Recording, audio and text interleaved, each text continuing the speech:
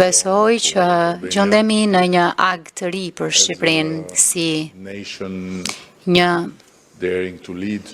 kom që guxon të udhëheq e jo të ndjek në balë të shkencës e teknologjisë në këtë rajon.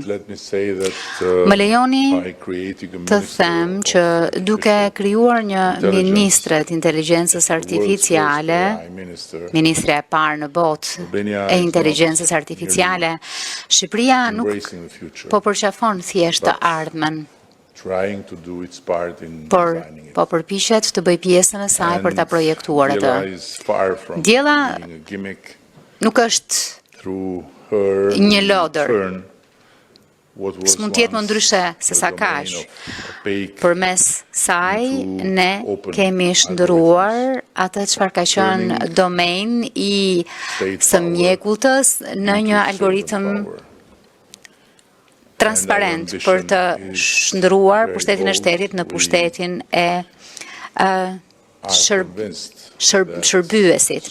Në fakt jemi të bindur që herët më shumë se sa vonë do të jemi në gjendje që të ofrojmë përmes diellës një instrument të jashtëzakonshëm për t'i bërë tenderat publik të hapur, transparent e me integritet siç nuk është parë më parë. Si që thash, Shqipëria është një vend që guxon dhe shfrytëzimi i inteligjencës artificiale është një shtyllë themelore e qeverisjes, jo thjesht një instrument, është pra përparësia jone kyçe.